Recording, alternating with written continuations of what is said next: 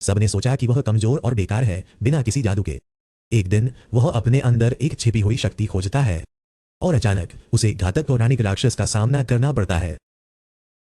आयका द्वीप मानवों और अजीब राक्षसों से भरे एक समूह के द्वीप है और दोनों पक्ष पूरी शांति में एक साथ रहते हैं। यह सामंजस्य दशकों तक चला जब तक कि आपदा नहीं आई। एक दिन एक प्रचंड क्रोध एक राक्षस अग्नि ड्रैगन पर हावी हो गया। कोई स्पष्ट कारण नहीं था। यह ड्रैगन अपने चारों ओर सब कुछ नष्ट करने लगा, कुछ भी अछूता नहीं छोड़ते हुए। कोई भी इसे रोक नहीं सका या पराजित नहीं कर सका। तब एक आदमी जिसका नाम यानागी था प्रकट हुआ, उस युग का सबसे मजबूत मानव। उसने अकेले ड्रैगन का सामना करने का फैसला किया और द्वीप के सभी निवासियों से कहा कि वे चले जाएं, द्वीप छोड़ दें और अपने छोटे बेटे युकितो को ले जाए। सबने जहाज पर चढ़कर यानागी को अकेला छोड़ दिया ताकि वह ड्रैगन का सामना कर सके। दुर्भाग्य से यह यानागी के जीवन में किया गया आखिरी काम था, क्योंकि वह उस लड़ाई में अपनी जान गंवा बैठा। जहां तक उसके करीबी दोस्त का सवाल है, उसने युकितो को दूर भेजा ताकि वह अध्ययन कर सके, पूरी तरह से आयका द्वीपों से दूर, बिना किसी को उस निर्णय के पीछे का असली कारण समझे। 11 साल बाद हम अपने नायक युकितो को एक युवा आदमी के रूप में देखते हैं। दुर्भाग्यवश वह पूरी तरह से अकेला रहता है, बिना किसी दोस्त के।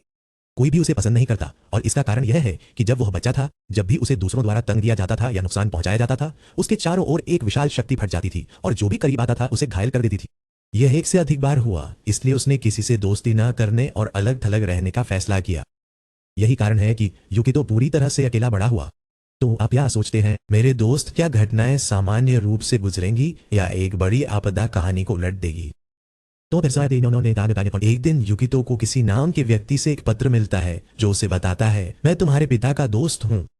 किसी कारण से मैंने तुम्हें तुम्हारे देश आयका द्वीपों से दूर भेजा, लेकिन जब तुम मध्य विद्यालय से स्नातक हो जाओगे तो मैं तुम्हें घर वापस लाने के लिए किसी को भेजूंगा ताकि तुम वहां रह सको और अपने जन्म स्थान में अपनी शिक्षा जारी रख सको। युकितो पत्र पढ़ता है, लेकिन उसे अपने अतीत के बारे में कुछ भी याद नहीं है और उसे नहीं पता कि इनो कौन है, क्योंकि जब वह द्वीप छोड़ गया था तब वह बहुत छोटा था। किसी भी मामले में वह चीजों को अपने पाठ्यक्रम के अनुसार चलने देने का फैसला करता है। कुछ दिन बीतते हैं और उसके मध्य विद्यालय के स्नातक होने का दिन आ जाता है। वह समारोह में भाग लेता है और जब यह समाप्त होता है तो वह बाहर निकलने के लिए कदम रखता है। अचानक एक युवा आदमी हरे बालों के साथ उसके सामने प्रकट होता है और उसे बताता है कि वो वही है जो उसे उसके देश वापस ले जाएगा। युवा आदमी उसे तुरंत ले जाता है और वे आयका द्वीपों की ओर जाने वाले जहाजों में से एक पर चढ़ते हैं। रास्ते में युवा आदमी अपना परिचय देता है, उसका नाम जिन है। इस बीच युकितो पूरी तरह से सदमे की स्थिति में बैठा है। थोड़ी देर बाद वे द्वीप पर पहुंचते हैं और 2 लोगों द्वारा उनका स्वागत किया जाता है। पहला इनो है, पत्र का प्रेषक, और दूसरा एक लड़की है जिसका नाम मुकी है। वह घर की मालिक है जहां युकितो पहले रहता था। इनो और मुकी जिन और युकितो का स्वागत करते हैं और उन्हें उनके नए घर ले जाते हैं। वहां इनो युकितो को बताता है कि तस्वीर में आदमी उसके पिता है, जिन्हें सभी मास्टर यानागी कहते थे, क्योंकि वह वास्तव में एक शिक्षक थे जो लोगों को उनके जादुई शक्तियों का उपयोग करना सिखाते थे। उनके 3 छात्र थे। पहला जिन था और अन्य 2 उसके बड़े भाई थे। युकितो चिंतित होकर अपनी माँ के बारे में पूछता है और क्यों उन्होंने उसे इतने वर्षों बाद द्वीप पर वापस लाया और क्यों उन्होंने उसे पहले स्थान पर भेजा। इनो के चेहरे पर त्रिस्तता दिखाई देती है जब वह उसे सच बताता है। अगर यानागी ने तुम्हें एक दिन यहाँ लाया और किसी को नहीं पता था कि तुम्हारी माँ कौन थी या वह कहाँ थी, तो वह खुद ही था जिसने हमसे कहा कि तुम्हें द्वीप से दूर भेजा जाए और यह उसकी अंतिम इच्छा थी। उसने हमें निर्देश दिया कि तुम्हें कहीं दूर रखा जाए जब तक तुम बड़े ना हो जाओ और मध्य विद्यालय खत्म ना कर लो, फिर तुम्हें फिर से द्वीप पर लाया जाए। जब युकितो यह सुनता है तो उसे लगता है कि वे उसके बारे में सब कुछ जानते हैं, इसलिए वह उनसे जादुई ऊर्जा के बारे में पूछता है। जिन और इनो उसे बताते हैं कि उसके पास वर्णन से परे एक विशाल शक्ति है, लेकिन यह सील की गई है और इसे तब तक नहीं छोड़ा जा सकता जब तक कि वह पहले से नियंत्रित करना नहीं सीखता। वह सहमत होता है और अपने कमरे की ओर बढ़ता है, लेकिन उसे जिन अपने पीछे पाता है, उससे अपने अतीत के बारे में बताने के लिए कहता है। युकितो समझाता है कि उसका अतीत सामान्य है और केवल असामान्य बात यह थी कि उसके पास बचपन में बहुत बड़ी शक्ति थी जिसने उसके सहपाठियों को नुकसान पहुंचाया, इसलिए उसने लोगों से दूरी बना ली। वह उम्मीद करता है कि जिन ध्यान से सुनेगा, लेकिन जब वह मुड़ता है तो उसे जिन अपने फोन पर व्यस्त मिलता है, जैसे कि उसे कोई परवाह नहीं है। युकितो इस व्यवहार से परेशान हो जाता है, कमरे से बाहर निकलता है और मुकी से कहता है कि वह थोड़ी देर टहलने जा रहा है और जल्दी लौटेगा। वह बाहर जाता है और सुंदर पौधों के बीच चलता है जब अचानक एक सफेद प्राणी प्रकट होता है। युकितो ज्यादा ध्यान नहीं देता क्योंकि जिन ने उसे पहले बताया था कि यह राक्षस हानिकारक नहीं है। हालांकि यह प्राणी अलग है क्योंकि इसमें लाल रंग दिखाई देता है, जैसे कि यह विषाक्त है। अचानक यह पानी में डूब जाता है और एक क्षण में एक भयानक रूप में बदल जाता है। यह आरामेटा प्राणी है जो शांत नीले मेटा से अलग है, क्योंकि आरामेटा विषाक्त और अत्यंत खतरनाक है। राक्षस युकितो पर हमला करने की कोशिश करता है, लेकिन अंतिम क्षण में जिन आता है और उसे बचा लेता है। वह अपनी जादुई ऊर्जा को सक्रिय करता है, हवा में कूदता है और राक्षस पर एक शक्तिशाली आग के हमले से प्रहार करता है, लेकिन यह इसे पराजित नहीं करता। राक्षस फिर से उठता है और उस क्षण में जिन युकितो को पकड़ता है और उसे राक्षस के शरीर में फेंक देता है। यह क्रिया युकितो को गुस्सा दिला देती है। उसकी भावनाएं फट जाती हैं और उसकी सील की गई शक्ति का एक छोटा हिस्सा मुक्त होता है, जिससे राक्षस फट जाता है और पूरी तरह से गायब हो जाता है। युकितो अपनी आंखें खोलता है और पाता है कि सब कुछ खत्म हो गया है। जिन उसे बताता है कि उसने उसे राक्षस में फेंका ताकि उसकी शक्ति को नियंत्रित करने की क्षमता का परीक्षण किया जा सके, लेकिन वह असफल रहा। इसलिए वह आने वाले समय में उसे प्रशिक्षित करना शुरू करेगा ताकि उसे अपनी शक्ति को नियंत्रित करना सिखा सके, जिसके बाद इसे पूरी तरह से मुक्त किया जा सकता है। हालांकि यह मामला गहरी सोच की आवश्यकता करता है, क्योंकि उसकी शक्ति इतनी विशाल है कि यह द्वीपों को या यहां तक कि पूरे विश्व को नष्ट कर सकती है। युकितो सहमत होता है और दोनों घर लौटते हैं। इस तरह दिन समाप्त होता है। अगले दिन हमारे नायक युकितो अपने प्रशिक्षण की शुरुआत करता है। जब वो अपना पहला जादू करने की कोशिश करता है तो वह असफल हो जाता है। जिन तय करता है कि केवल सैद्धांतिक प्रशिक्षण पर्याप्त नहीं है और उसे युकितो को व्यावहारिक रूप से प्रशिक्षित करना चाहिए, जिससे उसे राक्षसों के साथ आमने सामने लड़ना पड़े, क्योंकि इससे उसका विकास बेहतर होगा। वास्तव में वे एक कार्य लेने के लिए मिशन कार्यालय की ओर बढ़ते हैं। वहां वे दो लोगों से मिलते हैं जिन्हें हम बाद में सीखते हैं कि वे भी प्रशिक्षु हैं, लेकिन जिनके बड़े भाई के मार्गदर्शन में किसी भी मामले में जिन उनमें से एक मिशन लेता है। उनकी प्रारंभिक अस्वीकृति के बावजूद, यह कहते हुए कि वह देर से आया था, वह उन्हें बताता है कि यह मिशन युकितो मास्टर यानागी के बेटे के प्रशिक्षण के लिए है। दोनों इस पर चौंक जाते हैं और जब वे अपनी आंखों से युकितो को देखते हैं तो वे जल्दी से अपने शिक्षक को सूचित करने के लिए दौड़ते हैं। जिन और युकितो मिशन को पूरा करने के लिए निकलते हैं। जब वे नदी तक पहुंचते हैं तो राक्षस अचानक उनके सामने प्रकट होता है। जिन इसके विशाल आकार से डर जाता है और पूरी गति से भाग जाता है। युकितो उसे देखकर दुखी होता है और उसके पीछे दौड़ता है, जबकि राक्षस उनका पीछा करता है। अचानक राक्षस उनके साथ टकरा जाता है और दोनों नदी में गिर जाते हैं। एक बूढ़ा आदमी उन्हें अपनी मछली पकड़ने की छड़ी से बचाता है। दोनों जल्दी से अपने कपड़े सुखाने की कोशिश करते हैं और युकितो जिन पर गुस्सा होता है और उसके व्यवहार का कारण पूछता है। जिन सवाल को टाल देता है और उसे बताता है कि वह केवल पीछे हट गया ताकि उसे स्वतंत्र रूप से प्रशिक्षण देने का मौका मिल सके। युकितो शांत हो जाता है और उसे फिर से ऐसा न करने के लिए कहता है। उसके बाद वे राक्षस के स्थान पर वापस लौटते हैं और एक योजना बनाने लगते हैं। जिन युकितो से कहता है कि वह उसे राक्षस के लिए चारा बनाएगा। युकितो बेहद गुस्सा हो जाता है और आपत्ति करता है, कहता है कि वह अभी भी बुनियादी बातें सीख रहा है। जब वे बात कर रहे होते हैं, राक्षस उन्हें सुनता है और करीब आता है, फिर उन पर शक्तिशाली हमले करता है। जैसा कि हमेशा होता है, जिन जल्दी से भाग जाता है, लेकिन इस बार राक्षस उसका पीछा करता है और युकितो को अकेला छोड़ देता है। युकितो तुरंत जल जादू सक्रिय करता है और राक्षस पर हमला करता है। जिन अपनी गलती का एहसास करता है, अपनी जादुई ऊर्जा सक्रिय करता है और राक्षस पर हमला करता है, उसे चीर देता है। हालांकि राक्षस फिर से आकार ले लेता है और जिन को घेर लेता है, लगभग उसे मार डालता है, जब तक कि एक और व्यक्ति दृश्य पर नहीं आता। यह न जानो न शनि ने समय भरा दिन सिखों में हारू अपनी जादुई ऊर्जा सक्रिय करता है और एक विस्फोटक प्रहार करता है जो राक्षस को पूरी तरह से नष्ट कर देता है। युकितो हारू की शक्ति से प्रभावित होता है और उसका धन्यवाद करता है। हारू उसे बताता है कि वह शायद उसे याद नहीं करता, लेकिन वह जिन का बड़ा भाई है और उसके पिता यानागी के प्रशिक्षुओं में से एक था। युकितो उसे देखकर खुश होता है और अपने अतीत से भुलाए गए लोगों की संख्या देखकर आश्चर्यचकित होता है। एक ही समय में हारू जिन को उसकी लापरवाही के लिए सजा देता है और उसे नदी की सफाई करने का काम सौंपता है। फिर हारू और युकितो घर लौटते हैं ताकि आराम कर सके और दिन ऐसे ही समाप्त होता। अगले दिन जिन अपने शरीर में तीव्र दर्द महसूस करते हुए जागता है, क्योंकि कल जो हुआ था वह युकितो को द्वीप के दूसरी ओर बाजारों में घूमने के लिए एक अवकाश यात्रा पर ले जाने का निर्णय लेता है। वे वहां जाने वाली ट्रेन में सवार होते हैं और युकितो ट्रेन के पानी पर चलने के दृश्य से प्रभावित होता है। वे एक साथ घूमते हैं, लेकिन जिनका दिन शांतिपूर्ण नहीं होता, क्योंकि वह लगभग हर किसी से बहस करता है जिससे वह मिलता है। युकितो अंततः उसे पीछे छोड़ देता है और अकेले चलने लगता है। भटकते हुए वह एक जोकर को बच्चों के एक समूह का मनोरंजन करते हुए दिखता है। अचानक बिना किसी चेतावनी के जोकर का गेंद एक राक्षस में बदल जाता है जो उन पर हमला करने की कोशिश करता है। युकितो अंतिम क्षण में हस्तक्षेप करता है और उन्हें बचाता है। फिर राक्षस उसे हमला करने की कोशिश करता है। युकितो अपने जादू को सक्रिय करने की कोशिश करता है, लेकिन वह नर्वस हो जाता है और यह विफल हो जाता है। वह सोचता है कि उसका अंत निकट है। अचानक एक व्यक्ति प्रकट होता है और राक्षस पर तेज और शक्तिशाली गोलियों की बौछार करता है, इसे अंतिम प्रहार से समाप्त करता है। वह आदमी खुद को इबुकी के रूप में परिचित कराता है और युकितो से पूछता है कि क्या वह वास्तव में युकितो है। फिर वह उसे बताता है कि वह जिन और हारू का तीसरा भाई है और मास्टर यानागी का अंतिम शिष्य है। वह युकितो को एक रेस्तरां में ले जाता है जहां वे जिन को बैठा हुआ पाते हैं, पूरी तरह से आराम करते हुए। युकितो इबुकी से उसके द्वारा उपयोग किए जाने वाले हथियार के प्रकार के बारे में पूछता है और कैसे उसने एक साधारण बंदूक के साथ एक अरामेटा राक्षस को हराया। इबुकी समझाता है कि उसका हथियार साधारण नहीं है, इसके गोलियों में जादुई ऊर्जा भरी होती है जिससे वह राक्षसों को आसानी से मार सकता है। फिर वह स्पष्ट करता है कि वह जिन की शैली, हारू की शैली या यहां तक कि मास्टर यानागी की भी नहीं करता। वे अरामेटा राक्षसों को उनके अंदर के जहर से शुद्ध करते हैं, जबकि वह उन्हें पूरी तरह से समाप्त कर देता है, कोई निशान नहीं छोड़ता। युकितो उसके शब्दों से परेशान होता है और उससे पूछता है कि वह उन्हें क्यों मारता है। इबुकी जवाब देता है कि केवल उन्हें शुद्ध करना उन्हें वापस आने और लोगों पर फिर से हमला करने की अनुमति देता है। इसलिए उन्हें मारना मानवों की सुरक्षा के लिए सबसे तेज और सुरक्षित समाधान है। उनकी बातचीत के दौरान एक लड़की आती है और उन्हें बताती है कि राक्षस का मुख्य शरीर प्रकट हो गया है। इबुकी युकितो को समझाता है कि पिछले राक्षस केवल एक विशाल प्राणी का एक छोटा टुकड़ा था। सच्चे अरामेटा राक्षसों में दो आंखें होती है जिनके माध्यम से उन्हें मारा जा सकता है, जो पहले के राक्षस में नहीं थी।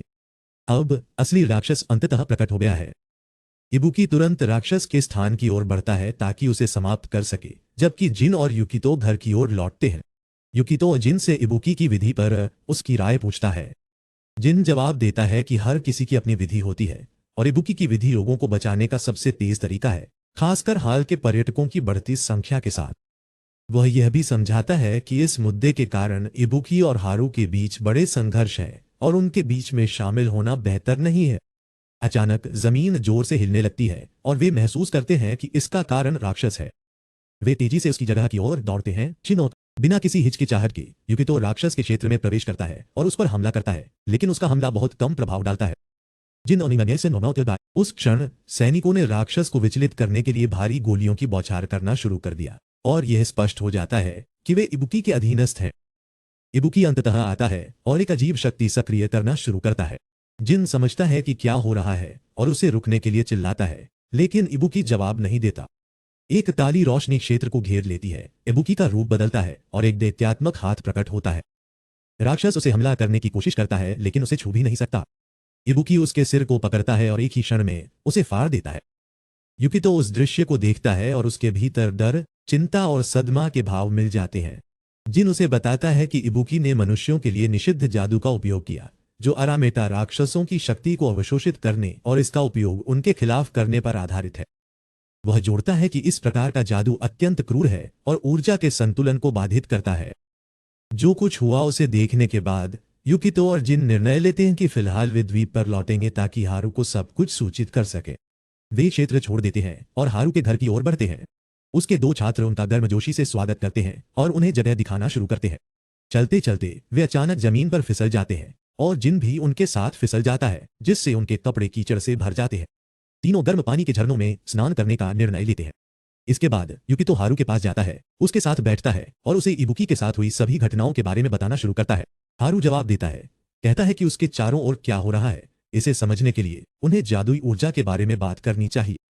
यह ऊर्जा हर जगह मौजूद है, लेकिन यह अयाका द्वीपों में विशेष रूप से भूमिगत बहुत अधिक केंद्रित है। जादूगर अपनी शक्ति को पृथ्वी के नीचे छिपी ऊर्जा से खींचते हैं। फिर वह जोड़ता है, इसे और गहराई से समझने के लिए अपनी आंखें बंद करें और ऊर्जा को महसूस करने की कोशिश करें। युकितो ऐसा करता है और वास्तव में एक विशाल शक्ति का अनुभव करता है। हारू उसे जल्दी से जगाता है और बताता है कि मनुष्यों को जादुई ऊर्जा में बहुत गहराई से नहीं जाना चाहिए, अन्यथा उन्हें नुकसान होगा और यह मौत का कारण भी बन सकता है। युकितो सहमत हो। हारू जारी रखता है, समझाते हुए कि इबुकी जो कर रहा है वह एक गंभीर गलती है, क्योंकि निषिद्ध जादू मानव शरीर को नष्ट करता है और अंततः उसके उपयोगकर्ता को पागल कर देता है। युकितो इसे अच्छी तरह समझता है, हारू का धन्यवाद करता है और चला जाता है। जैसे ही वह बाहर कदम रखता है, वह हारू के दो छात्रों से मिलता है जो उससे थोड़ी देर के लिए उनके साथ प्रशिक्षण देने के लिए कहते हैं। वह बिना हिचकिचाहट के सहमत होता है। तीनों बगीचे की ओर बढ़ते हैं, जहां दो छात्र ईमानदारी से उसे बताते हैं कि वे उसे एक दयालु व्यक्ति के रूप में देखते हैं और उसके साथ दोस्त बनना चाहते हैं। युकितो बहुत खुश होता है क्योंकि उसके पास बचपन से कोई दोस्त नहीं रहा है और वह पूरी तरह से अकेला रहा है। फिर वे सुझाव देते हैं कि वह जिन को छोड़ दे और उनके साथ मास्टर हारू की देखरेख में प्रशिक्षण शुरू करे। वही जादू, पौधा अंकुरित होता है, लेकिन वह वहीं नहीं रुकता। यह बढ़ता रहता है जब तक कि यह एक विशाल पेड़ नहीं बन जाता। फिर फल पैदा करना शुरू करता है जो अंतहीन गिरते हैं। चार और अमोन उससे रुकने के लिए कहते हैं, डरते हैं कि जगह नष्ट हो जाएगी। सबसे बड़ा झटका तब आता है जब युकितो उन्हें बताता है कि वह जादू को रोक नहीं सकता। पेड़ एक डरावने तरीके से बढ़ता रहता है। उस पल जिन आता है और जल्दी से हस्तक्षेप करता है, युकितो को जादू को नियंत्रित करना सिखाता है। कुछ ही सेकंड में युकितो इसे रोकने में सफल हो जाता है। चार और अमोन स्तुन्निद है। वे युकितो की शक्ति की सीमा को समझते हैं और निश्चित हो जाते हैं कि उसके पीछे एक बड़ा रहस्य है, क्योंकि सबसे महान योद्धा की शक्ति इस स्तर तक नहीं पहुंचती। जिन और युकितो दोनों छात्रों को अलविदा कहते हैं और घर लौटते हैं। जिन युकितो को आराम करने की अनुमति नहीं देता, इसके बजाय वह उसे प्रशिक्षित करना फिर से शुरू करता है जब तक कि वह पानी नियंत्रण जादू में महारत हासिल नहीं कर लेता। फिर वह कठिनाई बढ़ाता है, युकितो द्वारा बनाए गए ठोस पानी के बोर्ड के ऊपर बैठकर। अचानक जमीन जोर से हिलती है और एक शक्तिशाली भूकंप आता है। अजीब बात है, युकितो अपने शरीर के भीतर एक असामान्य ऊर्जा महसूस करता है और उसकी आंखों का आकार बदल जाता है। लेकिन जैसे ही भूकंप रुकता है, वह भावना गायब हो जाती है और सब कुछ सामान्य हो जाता है। कुछ संदिग्ध लगता है, खासकर हरू और इबुकी के चेहरों पर चिंता और डर के साथ। जिन युकितो से कहता है कि वे बाद में प्रशिक्षण जारी रखेंगे और दिन समाप्त होता है। अगले दिन जिन युकितो को यानागी की कब्र पर ले जाता है, वे इसके सामने कुछ समय के लिए बैठते हैं। जिन अंदर से टूटे हुए लगते हैं, लेकिन अपने दुख को एक नकली मुस्कान के पीछे छिपाते हैं। उस समय बड़ी संख्या में लोग कब्र पर आने के लिए आते हैं, यह दर्शाते हुए कि यानागी को सभी ने प्यार किया था। युकितो हैरान है कि इतने सारे लोग उसके पिता को जानते हैं और हरू उसे पूरी कहानी बताना शुरू करता है। वह समझाता है कि अतीत में वहां द्वीपों पर दो अत्यंत शक्तिशाली ड्रैगन थे। विशेष रूप से छोटे द्वीप पर आग का ड्रैगन और पानी का ड्रैगन। वे कट्टर दुश्मन थे और लगातार एक दूसरे से लड़ते थे, लेकिन उनकी लड़ाइयां मानव क्षेत्रों से बहुत दूर थीं। एक दिन पानी का ड्रैगन अचानक बिना किसी निशान के गायब हो गया। तब से आग के ड्रैगन की शक्ति बढ़ गई, जिससे विशाल भूमिगत ज्वालामुखीय गतिविधि हुई। एक दिन ज्वालामुखी फट गए और आग का ड्रैगन पूरी तरह से नियंत्रण खो बैठा और उसकी शक्ति को सील करने में सफल रहे, या बल्कि इसे शांत कर दिया। हाल के भूकंप के लिए यह ड्रैगन की शक्ति के फिर से बढ़ने के कारण हुआ। युकितो स्थिति की गंभीरता को समझता है और चिंतित होकर कहता है कि आने वाले दिन आसान नहीं होंगे। जब वे बैठ रहे होते हैं, जिन्हें एक लड़की को नोटिस करता है जो इबुकी की सहायक के रूप में काम करती है। यह पता चलता है कि उसका नाम इबारा है। वह उसे बुलाने की कोशिश करता है, लेकिन वह जवाब नहीं देती। फिर उसे याद आता है कि यह दिन उसके माता पिता की मौत की सालगिरह है, इसलिए वह उन्हें श्रद्धांजलि देने के लिए उनकी कब्र पर जाता है। युकितो को अपने साथ ले जाता है। वहां वे इबारा की चाबियां पाते हैं और उन्हें लौटाने का फैसला करते हैं। कुछ समय बाद वे द्वीप के दूसरी तरफ की ओर बढ़ते हैं। रास्ते में वे चार और अमोन से मिलते हैं, जो हरू के आदेशों के तहत गुप्तचर गश्त कर रहे हैं। युकितो उन्हें बताता है कि वह इबारा को चाबियां लौटाने जा रहा है। वे तुरंत समझ जाते हैं कि वह इबुकी की सहायक है और जल्दी से चले जाते हैं, हरू की चेतावनियों का पालन करते हुए कि इबुकी या उसके अधीनस्थों के करीब न जाएं। युकितो अपने रास्ते पर चलता है और उस रेस्तरां तक पहुंचता है जहां वह पहले गया था। वह वहां इबुकी को पाता है, लेकिन इबुकी जल्दी से एक और भूकंप और अधिक राक्षसों के प्रकट होने के कारण चला जाता है। युकितो इबुकी के एक अधीनस्थ के साथ बैठता है और उसे जो हुआ उसके बारे में बताता है। फिर इबारा के परिवार की मौत के पीछे की कहानी के बारे में पूछता है। आदमी समझाता है कि एक आग का राक्षस उनके घर पर हमला करता है। हालांकि इबुकी ने उन्हें बचाने की कोशिश की, लेकिन तब तक बहुत देर हो चुकी थी और केवल इबारा ही बची। वह यह भी बताता है कि इबुकी के सभी अधीनस्थों की ऐसी ही कहानियां हैं जो उन्होंने अरामेटा राक्षसों के कारण सहन की है, जिन्होंने उनसे नफरत करने और किसी भी कीमत पर उन्हें नष्ट करने की इच्छा। इबारा उस जगह पर पहुंचती है, इसलिए युकितो उसे चाबियां देता है और अगर उसने उसे कोई असुविधा दी हो तो माफी मांगता है। वह शर्माते हुए उसे धन्यवाद देती है और उसकी आंखों में देखकर यह स्पष्ट है कि वह उससे गहराई से प्रभावित हुई थी। अचानक एक शक्तिशाली झटके जमीन को हिलाता है। जिन घबराकर कूदता है और उन्हें बताता है कि एक अत्यंत शक्तिशाली आग का राक्षस प्रकट हुआ है। इबारा पूरी गति से दौड़ती है। एक सहायक जी और युकितो से कहता है कि वह उसका पीछा करे, क्योंकि जब भी वह आग के राक्षस के बारे में सुनती है तो वह अपना होश खो देती। वे सहमत होते हैं और जितनी जल्दी हो सके उसके पीछे दौड़ते हैं। दूसरी ओर इबुकी इनो से कहता है कि आग के ड्रैगन की शक्ति खतरनाक रूप से बढ़ रही है और जो 10 साल पहले हुआ था वह फिर से हो रहा है, लेकिन इस बार यानागी यहां नहीं। सभी निवासियों को आयाका द्वीपों से निकालने का सुझाव देता है, लेकिन इबुकी को एक रिपोर्ट मिलती है कि एक अत्यंत शक्तिशाली और मेटा आग का राक्षस प्रकट हुआ है, इसलिए वह तुरंत उसकी स्थिति की ओर बढ़ता है। दूसरी ओर युकितो और जिन राक्षस के क्षेत्र में पहुंचते हैं। जिन अपनी जादू से नागरिकों को बचाता है, जबकि युकितो इबार्रा का पीछा करता है, जो राक्षस की ओर बेपरवाह दौड़ रही है, केवल एक लक्ष्य को देखते हुए, उसे नष्ट करना। वह वहां पहुंचती है और हमला करती है, मुश्किल से उसकी चोट को रोकते हुए। फिर वह उसे अपने पंजों से काटता है। वह पहले हमले से बच जाती है, लेकिन यह दिशा बदलता है और उसे मारता है। इबार्रा उस राक्षस को याद करती है जिसने उसके परिवार को मारा, और वह अपने पिता के शब्दों को याद करती है जब उसने उससे भागने की गुहार लगाई थी। वह पूरी ताकत से राक्षस पर हमला करती है, उसे जमीन पर गिरा देती है और लगभग उसे खत्म कर देती है, लेकिन वह एक विनाशकारी आग के हमले को छोड़ देती है और उसे उसकी ओर फेंक देती है, और वह उसे रोक नहीं सकती। उस महत्वपूर्ण क्षण में युकितो आता है। वह पानी की ढाल का जादू सक्रिय करता है और राक्षस के हमले को रोकने में सफल होता है। इबार्रा उसे देखती है और याद करती है कि जब इबुकी ने उसे बचाया था तो वह कैसा दिखता था। उसी समय इबार्रा का मन अतीत में चला जाता है। वह अपने पिता और मां के चेहरों को याद करती है जब वे मरे थे, और वह याद करती है कि राक्षस प्रकट हुआ और उनके सामने ही उन्हें मार दिया। उस दिन वह जमीन पर बेबस बैठी थी, हिलने में असमर्थ, केवल लगातार रोती रही। फिर इबुकी आया और उसे बचाया, और जिस तरह से उसने उसे बचाया था वह बिल्कुल युकितो की वर्तमान उपस्थिति की तरह था। वर्तमान में इबार्रा वहां बैठी है, उसकी चिंता तेजी से बढ़ रही है। युकितो उसे क्षेत्र से दूर जाने के लिए कहता है, लेकिन वह मना कर देती है। उसी क्षण चार और अमोन आते हैं। युकितो गुस्से में आता है और उन्हें पीछे रहने का आदेश देता है, लेकिन इबार्रा बिना किसी चेतावनी के अपनी शक्ति सक्रिय करती है, हवा में कूदती है, राक्षस पर एक भारी मुक्का फेंकती है और लड़ाई शुरू करती है। युकितो पानी की बाधा का जादू सक्रिय करके उसका पालन करता है, राक्षस को बाधा के अंदर फंसाते हुए, लेकिन वह तुरंत बाधा को तोड़ देता है। पल भर में युकितो इबार्रा से भागने की गुहार करता है, लेकिन वह मना कर देती है और जोर देती है कि वह लोगों की रक्षा करे। चार और अमोन इसे सुनते हैं, समझते हैं कि उनके पीछे हटना कितना गलत था, और तय करते हैं कि वे लड़ेंगे ताकि राक्षस किसी को नुकसान न पहुंचा सके। वे भी अपनी शक्ति सक्रिय करते हैं और जादुई उपकरणों की तरह दिखने वाले औजारों को बुलाते हैं। वे एक साथ एक ही समय में राक्षस पर हमला करते हैं। युकितो पानी की ढाल से हमला करता है और इबार्रा भी हमला करती है, लेकिन आपदा यह है कि राक्षस पर कोई प्रभाव नहीं पड़ता। वे सभी एक साथ उस पर हमला करने की कोशिश करते हैं और असफल होते हैं। फिर युकितो अकेले भी कोशिश करता है, बिना सफलता के। यह स्पष्ट था कि इस राक्षस की शक्ति का स्तर अत्यंत उच्च था। उस समय चार और अमोन एक विचार के साथ आते हैं, युकितो को समझाते हैं और वे इसे जल्दी से लागू करते हैं। इस बार युकितो एक मजबूत बाधा बनाता है जो राक्षस को कड़ी तरह से फंसाती है।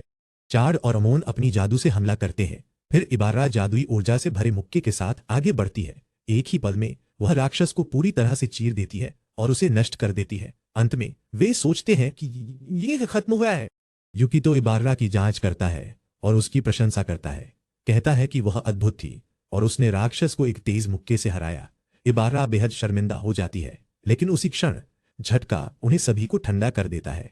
3 आग के उल्कापिंड आकाश से गिरते हैं और जमीन पर गिरते हैं, और यह पता चलता है कि वे 3 औरामेटा राक्षस हैं। इस बार एक नहीं 3। उनमें से एक समूह पर हमला करता है। युकितो पानी की ढाल सक्रिय करता है और हमले को रोकता है, लेकिन ऐसा लगता है कि उसकी ऊर्जा खत्म होने लगी है। इस बीच राक्षसों में से एक आग की एक अंगूठी बनाता है जो उन्हें चारों ओर से घेर लेती है, उन्हें अंदर फंसा देती है। शुक्र है हारू अंततः पहुंचता है। वह पहले राक्षस पर एक क्रूर हमले के साथ हमला करता है जो उसे टुकड़ों में काट देता है। इबुकी भी पहुंचता है, दूसरे पर हमला करता है और उसे नष्ट कर देता है। केवल एक राक्षस बचता है। इबुकी उस पर गोली चलाता है। हारू उसे देखता है और दोनों के बीच स्पष्ट रूप से गुस्से से भरी नजरें होती हैं।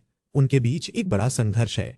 इबुकी देखता है कि राक्षस का एक हिस्सा अभी भी जीवित है, इसलिए वह तुरंत उसे निगलने और अपने शरीर के अंदर वर्जित जादू को बढ़ाने के लिए आगे बढ़ता है।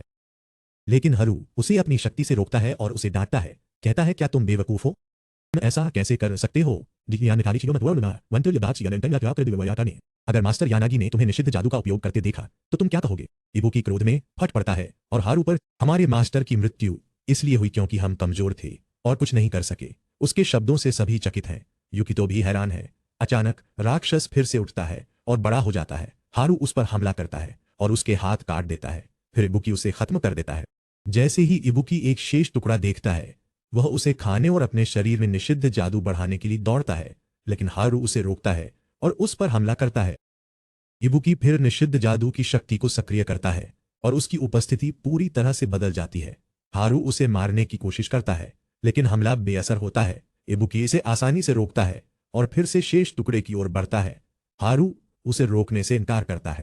वह फिर से हमला करता है और इस बार प्रहार अधिक मजबूत होता है और इबुकी को पीछे धकेल देता है। इबुकी का क्रोध भड़क उठता है और दोनों टकराते हैं।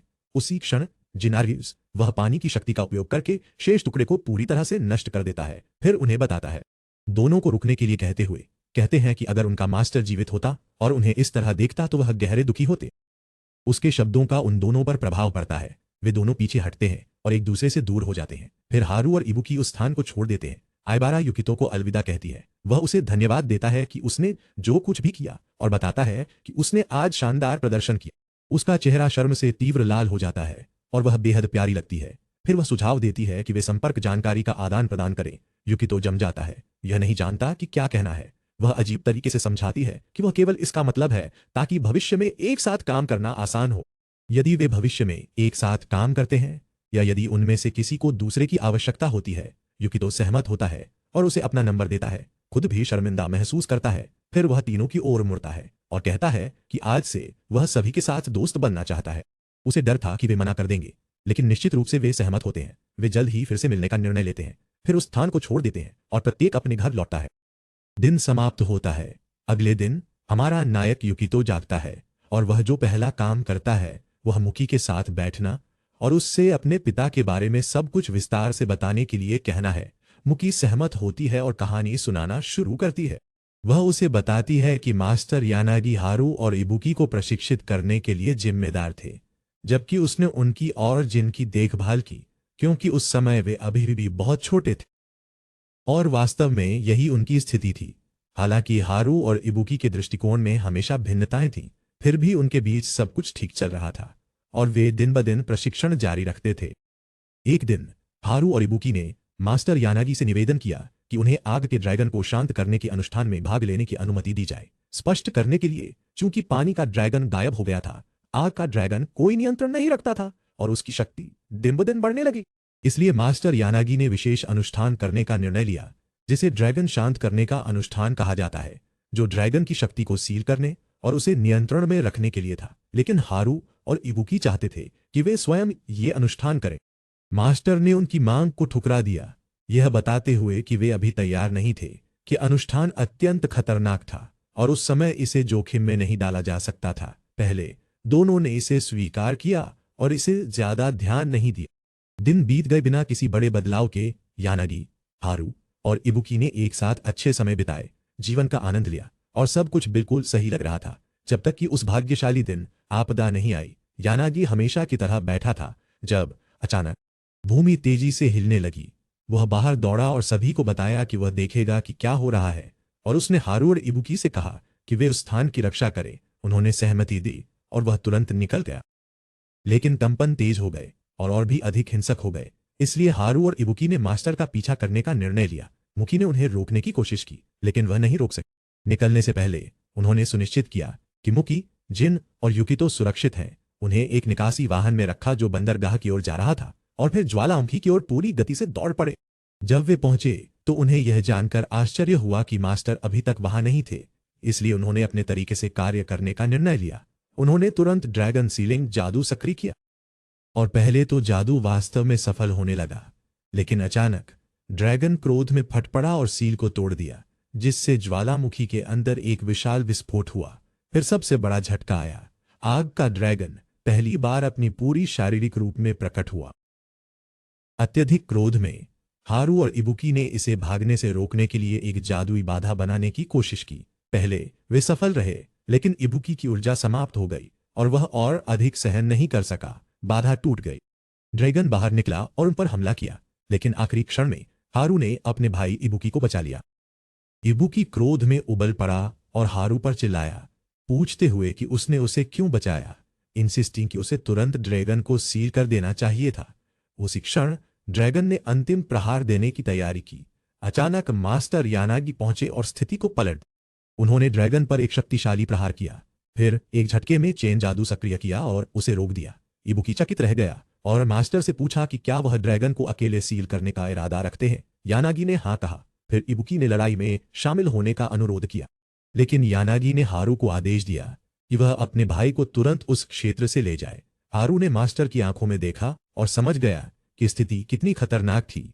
बिना किसी हिचकिचाहट के उसने इबुकी को पकड़ा, एक टेलीपोर्टेशन जादू सक्रिय किया और चला गया। इस प्रकार यानागी आग के ड्रैगन के सामने खड़ा था। एक ही समय में द्वीपों के निवासियों को जहाजों द्वारा निकाला जा रहा था, क्योंकि सभी को पता था यह स्थिति लंबे समय तक नहीं रही। केवल एक दिन बाद चीजें सामान्य हो गईं और निवासी द्वीपों पर लौट आए। भले ही इमारतें पूरी तरह से नष्ट हो गई थीं, लेकिन दुख की बात है कि यह एकमात्र नुकसान नहीं था। जब हारू और इबुकी ज्वालामुखी पर लौटे तो उन्होंने मास्टर यानागी का शरीर पाया। यह इबुकी के लिए सबसे बड़ा झटका था। उस दिन से वह पूरी तरह से बदल गया। उसके लिए जो सबसे महत्वपूर्ण था वह किसी भी आवश्यक तरीके से अपनी शक्ति बढ़ाना था, और उसके भाई हारू के साथ उसका संबंध गंभीर रूप से बिगड़ गया। हम वर्तमान में लौटते हैं, जहां मुकी यह सब युकितो को बताना समाप्त करती है। युकितो ने जो दुखद घटनाएं सुनी हैं उन पर गहरा दुख महसूस करता है, लेकिन वह इसे स्पष्ट रूप से नहीं दिखाता।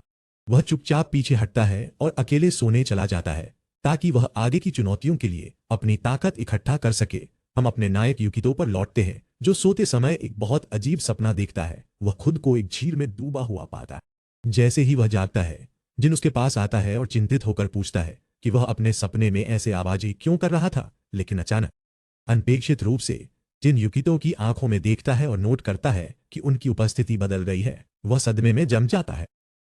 युकितो उससे पूछता है कि वह ऐसा क्यों देख रहा है, लेकिन जिन अस्थायी रूप से इस मामले को नजरअंदाज करता है और उसे बताता है कि चिंता करने की कोई बात नहीं है। उसी क्षण युकितो को दोस्तों के ग्रुप चैट में एक संदेश मिलता है, जिसमें चाड, अमुन और आइबारा शामिल हैं। वे एक त्योहार में जाने की इच्छा के बारे में बात कर रहे हैं। युकितो खुशी से भर जाता है और तुरंत उनके साथ जाने के लिए सहमत हो जाता है। खुशी से उड़ते हुए यह पहली बार है जब वह दोस्तों के साथ बाहर गया है।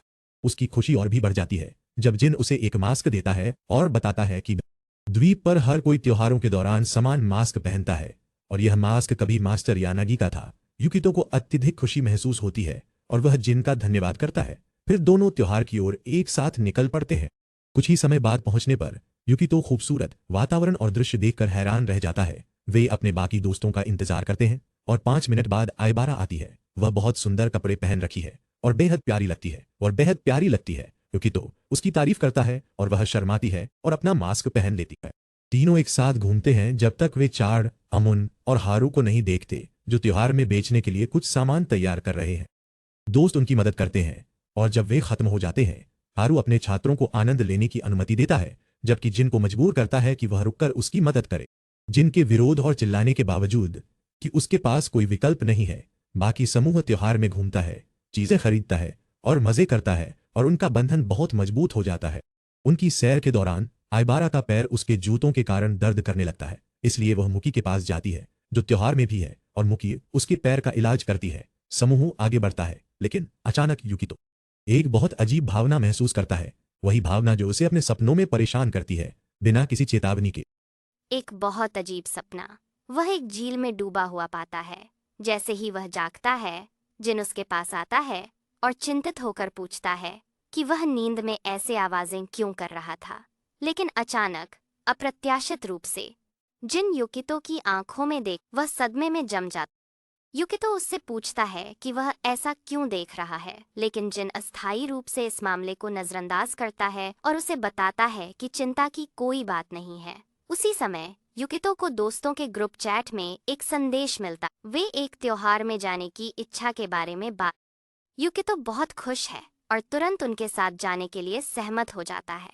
खुशी से उड़ते हुए यह पहली बार है जब वह दोस्तों के साथ बाहर गए। जब जिन उसे एक मास्क देता है और बताता है कि द्वीप पर हर कोई त्योहारों के दौरान इसी तरह के मास्क पहनता है और यह मास्क मास्टर यानागी का था, तो उसकी खुशी और बढ़ जाती है। युकितो को अपार। फिर दोनों त्योहार की ओर साथ में चलते हैं। पहुंचने के थोड़ी देर बाद युकितो खूबसूरत वातावरण और दृश्य देखकर हैरान रह जाता है। वे अपने बाकी दोस्तों का इंतजार करते हैं और 5 मिनट बाद आइबारा आती है। वह बहुत खूबसूरत कपड़े पहन। युकितो उसकी तारीफ करता है और वह शर्माती है और अपना मास्क पहन लेती है। तीनों एक साथ घूमते हैं जब तक वे चाड, अमन और हारू को नहीं देखते, जो त्योहार में बेचने। दोस्त उनकी मदद करते हैं और जब वे खत्म हो जाते हैं, हारू अपने छात्रों को मजे करने की अनुमति देता है और उसकी मदद करने के लिए बेचने के लिए, जिनके विरोध और चिल्लाने के बावजूद कि उसके पास कोई विकल्प नहीं है।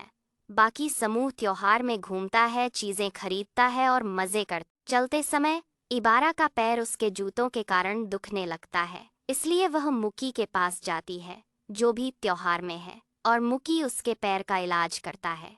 समूह आगे बढ़ता है, लेकिन अचानक युकितो को एक बहुत अजीब एहसास होता है। वह बिना किसी चेतावनी के उनके चारों ओर का पानी अस्वाभाविक रूप से हिलने लगता है। युकितो को एहसास होता है कि जो हो रहा है वह उसकी वजह से है। वह जल्दी से खुद को दूर कर लेता है ताकि किसी को। जब तक वह एक पेड़ के पास रुकता है, यह उम्मीद करते हुए कि यह एहसास गायब हो जाएगा, लेकिन ऐसा नहीं होता। इसके बजाय यह और मजबूत होता जाता है। वह चिंतित हो जाता है, यह नहीं जानते हुए कि क्या करना है। वह इसे करने की कोशिश करता है और यह काम करता है। वह ऊर्जा पर नियंत्रण पाने में सफल होता है। उसी क्षण वह एक मास्क पहने हुए व्यक्ति को देखता है, जो उसे बताता है कि उसके भीतर छिपी सच्चाई जानने का समय। उसे पुकारने या उसका नाम जानने की कोशिश करता है। वह पल भर में गायब हो जाता है। युकितो त्योहार में लौटता है, खुद को यह समझाते हुए कि जो उसने देखा वह बस एक भ्रांति थी। अचानक एक विशाल आग का विस्फोट होता है। जब सभी लोग यह पता लगाने की कोशिश करते हैं कि क्या हुआ, तो डर सभी के चेहरों पर फैल जाता है। भयानक सच्चाई यह है कि विस्फोट का स्रोत वह छोटा द्वीप है जहां आग का ड्रैगन निवास करता है। यह स्पष्ट है कि घटनाएं खतरनाक रूप से जैसे ही विस्फोट होता है, इन्हों लोगों को जितनी जल्दी हो सके निकालने लगता है। जिन्हें देखता है, अपनी शक्ति का उपयोग करता है और तुरंत चला जाता है। युकितो उसे रोकने की कोशिश करता है, लेकिन नहीं कर पाता, और कोई नहीं जानता कि जिन कहाँ गया। निवासियों के बीच आतंक। सभी अपने परिवारों के साथ अपने घरों में लौटते हैं और दिन ऐसे ही खत्म हो जाता है। अगले दिन निकासी कार्य जारी रहता है। कहीं और हारू एक जादू का उपयोग करता है, जो उसे पिछले घटनाओं को देखने की अनुमति देता है, और पिछले दिन वह सब कुछ देखता है जो हुआ। उसके चेहरे पर चिंता दिखाई देती है, जैसे कि उसने कुछ बेहद खतरनाक महसूस किया हो। एक और जगह पर युकितो डर में बैठा है। उसकी आंखों का रंग समय समय पर बदलता है बिना किसी को पता चले। वह उसे बताती है कि उसे द्वीप छोड़ना चाहिए। युकितो मना करता है, इसलिए वह उससे कहती है कि वह निकासी प्रयासों में मदद करे क्योंकि उसने रहने का फैसला किया है। वह सहमत होता है और दोनों बंदरगाह। द्वीप के दूसरी तरफ इबुकी खुद को तैयार कर रहा है, लेकिन उसका शरीर घावों से भरने लगता है और निषिद्ध जादू के संकेत स्पष्ट होने लगते हैं। एबारा उसके साथ जाने के लिए कहता है। हम युकितो के पास लौटते हैं, जो हारू के छाड़ और अमन के साथ आने से हैरान है। हारू उससे निजी तौर पर बात करने के लिए कहता है। युकितो उसके साथ जाता है और रास्ते में हारू रुकता है और जोर देकर कहता है कि जो वह कहने वाला है वह बेहद महत्वपूर्ण है। वह छाड़ और अमन से फिर हारू युकितो को बताता है कि आग के ड्रैगन की शक्ति पानी के ड्रैगन की अनुपस्थिति के कारण बढ़ रही है। यह एक ज्ञात तथ्य है, हालांकि जो बहुत से लोग नहीं जानते हैं वह यह है कि पानी का ड्रैगन अपनी अनुपस्थिति से पहले जो इसे खोजने के लिए यानागी ने एक त्वरित समाधान खोजने का निर्णय लिया, और एकमात्र समाधान था कि पानी के ड्रैगन को एक बच्चे के शरीर के अंदर सील कर दिया जाए ताकि वह धीरे धीरे अपनी शक्ति फिर से प्राप्त कर सके। सुनिश्चित होने के लिए वह युकितो पर एक जादू करता है जो सच्चाई को प्रकट करता है। ड्रैगन की आंख प्रकट होती है और संदेहपूर्ण निश्चितता में बदल जाता है। हारू आगे बताता है कि वे अभी इसलिए वह युकितो से द्वीप छोड़ने और शांति से जीने के लिए कहता है, जबकि वह खुद आग के ड्रैगन को अकेले सील करने की कोशिश करेगा। युकितो इस निर्णय को अस्वीकार करता है और युकितो छाड़ और अमन से कहता है कि द्वीप उसका घर बन गया है, कि उसने वहां दोस्तों और लोगों को पाया है जो उसकी परवाह करते हैं, और वह भागना नहीं चाहता और सब। छाड़ आपत्ति करता है, कहता है कि वे केवल उस क्षण इबारा आती है और दृढ़ता से घोषणा करती है कि भले ही उन्हें जाने के लिए कहा जाए, भले ही वे एक बोझ हों, ये उनका कर्तव्य है कि वे अपनी मातृभूमि की रक्षा करें जब तक उनकी अंतिम सांस न हो। और वह युकितो, चार्ड और अमन उससे सहमत होते हैं और चारों रहने और लड़ने का निर्णय लेते हैं। उसी समय हारू ज्वालामुखी के गड्ढे तक पहुंचता है और ड्रैगन सीलिंग जादू करना शुरू करता है, स्पष्ट रूप से अपने आप को बलिदान देने के लिए तैयार है। लेकिन हारू मना कर देता है। अचानक जो सभी ने सबसे ज्यादा डर रखा था वह होता है। आग का ड्रैगन अपनी गहरी नींद से जागता है और अपने क्रोध के चरम पर पहुंचता है। इबुकी निषिद्ध जादू सक्रिय करता है और ड्रैगन की ओर बढ़ता है। ड्रैगन इस अवसर का लाभ उठाता है, उस पर हमला करता है और लगभग उसे मार डालता है। अगर हारू हमला करने की कोशिश करता है लेकिन ड्रैगन पर कोई असर नहीं होता। ड्रैगन उन दोनों पर हमला करता है और वे समय पर हमले से बच जाते हैं। फिर वे हवा में उड़ते हैं, दोनों तरफ से उसे घेरते हैं और लेकिन ड्रैगन पर कोई असर नहीं होता। यह इबुकी पर एक शक्तिशाली प्रहार करता है जो उसे उड़ाता है। हारू उसे वापस खींचने की कोशिश करता है लेकिन ड्रैगन एक कुचलने वाले हमले की तैयारी करता है। उसी क्षण शील्ड जादू सक्रिय करता है, प्रहार को रोकते हुए। हारू और इबुकी उन्हें देखकर लेकिन सभी मना कर देते हैं, ये कहते हुए कि वे अपनी मातृभूमि की रक्षा करेंगे चाहे जो भी हो। इबुकी फिर कहता है, ठीक है, बस यह सुनिश्चित करें कि आप अपनी रक्षा करें। युवाओं ने सहमति जताई और हारू उन्हें सावधान रहने के लिए कहता है। फिर वह और इबुकी ड्रैगन की ओर बढ़ते हैं और हमला करते हैं। इबुकी हमले की शुरुआत करता है लेकिन फिर तेजी से सभी एक साथ शक्तिशाली हमले छोड़ते हैं। सच में सभी, यहाँ तक कि युकितो और बाकी, हर दिशा से प्रहार बरसते हैं। लेकिन चौंकाने वाली सच्चाई यह है कि यह एक ज्वाला के बौछार के साथ पलटवार करता है। वे जल्दी से बचते हैं, फिर से हमला करते हैं और लड़ाई भड़क उठती है। हारू श्रृंखला जादू सक्रिय करता है, वही जादू जो मास्टर योनागी ने पहले किया था। इस बार हारू इसे लेकिन कुछ ही सेकंड में ड्रैगन फट जाता है और श्रृंखलाओं को तोड़ देता है। इबुकी कहता है कि कोई अन्य समाधान नहीं बचा है। वह अंतिम निषिद्ध जादू सक्रिय करता है और उसका पूरा शरीर पूरी तरह से अलग रूप में बदल जाता है। वह ड्रैगन पर तेज, क्रूर प्रहार करता है लेकिन हारू को एहसास होता है कि अंत निकट है और कि एक बलिदान की आवश्यकता है।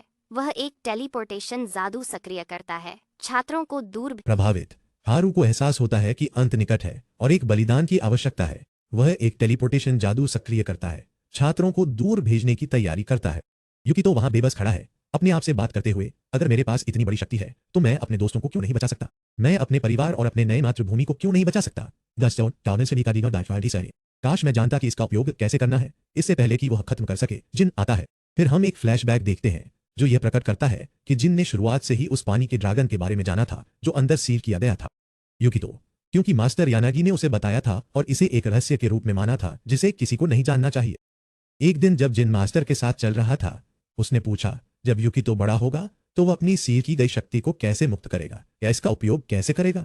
यानागी ने उत्तर दिया कि शक्ति को मुक्त करना या सील को तोड़ना अत्यधिक खतरनाक होगा, लेकिन अगर युकितो बड़ा हो गया और अपनी इच्छा से पानी के ड्रैगन की शक्ति का उपयोग कर सका तो चीजें बहुत आसान हो जाएंगी। समस्या यह थी कि उस शक्ति का उपयोग करने के लिए उसे एक जादू पर डालना आवश्यक था जो अत्यधिक कठिनाई का जादू था।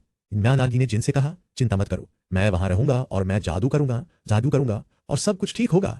तो जिन ने एक समाधान की खोज शुरू की, क्योंकि युकितो बड़ा होगा और कोई भी नहीं रहेगा जो उस जादू को जानता हो जो उसे अपनी शक्ति का उपयोग करने की अनुमति देगा। जिन ने अंततः समाधान पाया जब उसने उनमें जादू का पाठ और इसे सक्रिय करने की विधि थी, लेकिन उसे एक कठोर सत्य का सामना करना पड़ा। जादू कठिन था और एक बलिदान की आवश्यकता थी। दूसरे शब्दों में, युकितो को अपनी शक्ति का उपयोग करने के लिए किसी का बलिदान होना था। उस क्षण से जिन ने जादू सीखने और इसे स्वयं करने का निर्णय लिया, युकितो के लिए अपनी जान का बलिदान करते हुए, क्योंकि जादू जटिल था, उसने इसे सीखने और उस दिन के लिए तैयारी करने में साल बिताए। इसलिए वह मजाक करने, खेलने और अपने समय का आनंद लेने से प्यार करता था, क्योंकि उसे पता था कि उसकी जिंदगी लंबी नहीं चलेगी। उसके लिए मृत्यु के विचार को स्वीकार करना कठिन था। लेकिन जब उसने युकितो को देखा कि वह एक अकेले डरे हुए लड़के से एक अकेले खुश व्यक्ति में कैसे बदल गया, उसकी मुस्कान लौट आई। उसने तय किया कि वह युकितो को फिर से टूटने नहीं देगा, क्योंकि युकितो ने अकेलेपन और डर में लंबे दिन बिताए थे। वर्तमान में वापस जिन युकितो के सामने खड़ा है और कहता है, मैं तुम्हें तुम्हारी शक्ति का उपयोग करवा सकता हूं। क्या तुम चाहते हो कि मैं ऐसा करूं? युकितो एक पल के लिए सोचता है, फिर कहता है, हाँ, मैं सभी को बचाना चाहता हूं। जिन मुस्कुराता है और कहता है, चिंता मत करो। एक पल में वह जादू करता है।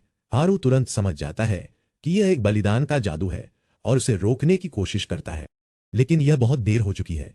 जादू पूरा होता है और जिन और युकितो को एक अलग स्थान पर ले जाया जाता है जो आध्यात्मिक ऊर्जा से भरपूर है। जिन युकितो से कहता है कि उन्हें वहां से कूदना होगा। युकितो निश्चित रूप से डर गया है, लेकिन जिन उसे स्थिर करता है, उसका हाथ पकड़ता है और वे एक साथ कूदते हैं। अचानक युकितो उसके सामने पानी के ड्रैगन को देखता है। जैसे ही वह इसे छूता है, जिन जो उसका हाथ पकड़े हुए था, एक पल में गायब हो जाता है। फिर हम वास्तविक दुनिया में लौटते हैं और देखते हैं कि जिन बिना हिले डुले जमीन पर गिर जाता है, जैसे कि वह मर गया हो। युकितो के लिए उसके चारों ओर विशाल मात्रा में पानी घूमता है और वह पानी के ड्रैगन के रूप में बदल जाता है। पानी पूरे क्षेत्र में बाढ़ लाता है। हारू और इबुकी अपने छात्रों को बचाने के लिए दौड़ते हैं और वे सभी दूर से देखते हैं। इस प्रकार पानी का ड्रैगन आग के ड्रैगन के सामने खड़ा होता है और ऐसा लगता है कि जो कुछ भी आगे आएगा वह पहले से कहीं अधिक कठोर होगा।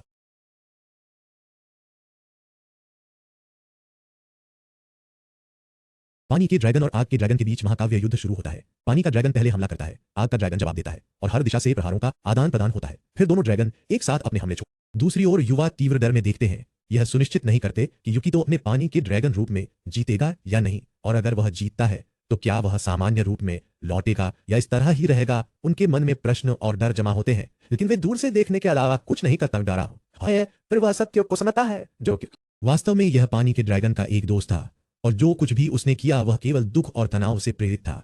उसने केवल तब विनाश करना शुरू किया जब पानी का ड्रैगन गायब हो गया। दूसरे शब्दों में, उसे विनाश से प्यार नहीं था, वह बस अकेला था। युकितो उससे माफी मांगता है और बताता है कि वह अब लौट आया है। फिर वह उसे पकड़ता है और उसे ज्वालामुखी में वापस ले जाता है, लेकिन इस बार आग का ड्रैगन शांत हो गया है और अब वह क्रोधित नहीं है। इसके बाद युकितो अपने मानव रूप में लौट आता है और ऐसा लगता है कि वह अब अपनी इच्छा के अनुसार पानी के ड्रैगन रूप और अपने मानव रूप के बीच बदलने में सक्षम हो गया है। युकितो जिनकी जांच करने के लिए दौड़ता है, लेकिन उसे उसमें कोई सांस नहीं मिलती। वह उसके पास बैठता है और बार बार पुकारता है, कृपया जागो, तुम मेरे सबसे प्रिय दोस्त हो, मैं तुम्हारे बिना नहीं रह सकता, तुम मजाक कर रहे हो, तुम जागोगे। लेकिन जिन कोई प्रतिक्रिया नहीं देता। फिर युकितो कड़वा सत्य समझता है। खबर तेजी से इनो और सभी को फैलती है और वे सभी जिन की मृत्यु के बारे में एक बिजली की तरह इनो और पूरा सभी। फिर अंतिम संस्कार आयोजित किया जाता है। इनो जिन के कमरे में बैठा है, तस्वीरों को देखता है और बित्तली रोता है। कहीं और इबुकी हारू से मिलती है और पूछती है, जिनने इतनी खतरनाक जादू कैसे सीखी? हारू उत्तर देता है कि इन्होंने जिनके कमरे में एक बहुत से कहानी हो पुस्तक पाई, मास्टर यानागी के नोट्स, जिसका अर्थ है कि जिन ने उनसे जादू सीखी। और चूंकि जादू अत्यधिक कठिन है, जिन ने इसे सीखने में अपना पूरा जीवन बिताया होगा, पूरी तरह से जानकर कि एक दिन उसे खुद का बलिदान करना होगा। इबुकी यह सुनकर विश्वास करने से इनकार करती है। फिर वह हारू पर चिल्लाता है, तुम बेवकूफ हो, चाहे मास्टर यानागी मरे या हमारा छोटा भाई जिन मरा, क्या ये तुम्हारे लिए मायने नहीं रखता? हारू पलटकर कहता है, तुम कैसे कह सकते हो कि यह मेरे लिए मायने नहीं रखता? जिस दिन मास्टर मरे, मेरी जिंदगी उलट गई। मुझे नहीं पता था कि उसके बिना कैसे जीना है। और अब जिन मरा है, मेरा छोटा भाई, जो मेरे दिल के सबसे प्रिय व्यक्ति है, फिर भी मुझसे उम्मीद की जाती है कि मैं सब कुछ सहन करूं और तुम्हारी आलोचना भी सहूं। अचानक इबुकी हारू को मारता है। हारू एक शक्तिशाली थप्पड़ से जवाब देता है और दोनों भाई हिंसक रूप से लड़ते हैं। उसी समय छात्र आते हैं। इबुकी की आंखों में आंसू भर जाते हैं जब वह कहता है कि उसने जो कुछ भी कहा वह निरर्थक था और यह सत्य जिसे न तो वह और न ही हारू स्वीकार करना चाहते हैं कि वे कमजोर थे, वे अपने छोटे भाई की रक्षा नहीं कर सके। कहीं और हम युकितो को अपने कमरे में उदास बैठा देखते हैं। मुकी उसे सांत्वना देने के लिए प्रवेश करती है। वह उसे बताती है कि वह सब कुछ होने का कारण है। वह उसे आश्वस्त करती है कि यह उसकी गलती नहीं थी, यह एक लिखी हुई किस्मत थी और अगर जिन को कोई अन्य समाधान पता होता तो वह उसे ले लेता, जिसका अर्थ है कि उसका बलिदान एकमात्र विकल्प था। युकितो उसका धन्यवाद करता है फिर अंतिम संस्कार से पहले जिन को एक बार देखने के लिए नीचे जाता है। वहां वह इनो युकितो जिन को देखने के लिए आगे बढ़ता है। अचानक उसे फिर से वही अजीब एहसास होता है। उसकी आंखें आकार बदलती हैं और वह एक अलग स्थान में खुद को पाता है जो जादुई ऊर्जा से भरा हुआ है। वहां वह जिन को अपने सामने देखता है। युकितो सत्य को समझता है, जिन द्वारा किया गया जादू उसे तुरंत नहीं मारता, लेकिन यह उससे एक विशाल मात्रा में ऊर्जा निकालता है। जब उसकी शारीरिक ऊर्जा अब पर्याप्त नहीं रही तो जादू उसकी आत्मा की ऊर्जा से खींचता है, उसकी आत्मा को उसके शरीर से अलग करता है। यह समझने के बाद युकितो तुरंत निर्णय लेता है। वह बाहर दौड़ता है, जिन की ओर पूरी गति से दौड़ता है और एक पल में अपने ड्रैगन रूप में बदल जाता है। युवा उसकी शक्ति को महसूस करते हैं, यह नहीं समझते कि वह ड्रैगन में क्यों बदल गया। किसी भी मामले में युकितो द्वीप के केंद्र की ओर बढ़ता है, फिर उस गड्ढे में कूदता है।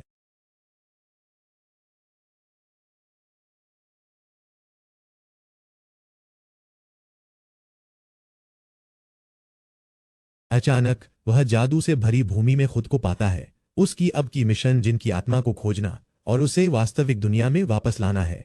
वह खोज शुरू करता है, लेकिन एक मुखौटा पहने हुए व्यक्ति उसके सामने प्रकट होता है। जब व्यक्ति मास्क उठाता है, युकितो चौंक जाता है कि यह मास्टर यानागी है। युकितो उसे देखकर खुश होता है और पूछता है कि वह यहाँ क्यों है। यानागी उत्तर देता है कि जो कुछ जिनके साथ हुआ वही अतीत में उसके साथ भी हुआ। उसकी आत्मा भी अलग हो गई और इस स्थान पर रह गई। यानागी आगे कहते हैं, मैंने इनो को तुम्हें द्वीप से दूर भेजने के लिए कहा क्योंकि मुझे डर था कि आग का ड्रैगन तुम्हें मार देगा, खासकर क्योंकि तुम पानी के ड्रैगन हो। तुम्हें इससे बहुत दूर रहना था। युकितो उसे बताता है कि यह जानकारी सही नहीं थी और आग का ड्रैगन उतना बुरा नहीं है जितना उन्होंने विश्वास किया। ये अनागी उत्तर देता है कि फिर भी अगर वे सभी घटनाएं नहीं हुई होती तो वे अब भी एक साथ रह रहे होते। यह स्पष्ट है कि वह ऐसा कहते समय दुखी है, हालांकि वह इसे छिपाने की कोशिश करता है। युकितो उसे बताता है कि जिन भी यहाँ है। यानागी उत्तर देता है कि वह जानता है और अब सबसे महत्वपूर्ण बात यह है कि तो दोनों खोज शुरू करते हैं और थोड़ी देर बाद वे उसे पाते हैं। युकितो गुस्से में आ जाता है और जिन को डांटता है, तुम ऐसा बेवकूफी कैसे कर सकते। फिर मास्टर यानागी जिन को सिर पर मारते हैं और कहते हैं, तुम्हें द्वीप को जलने देना चाहिए था, यह प्रकृति का हिस्सा है। धन्यवाद सबियाने वने यवनिया दोहन से लाना दहने का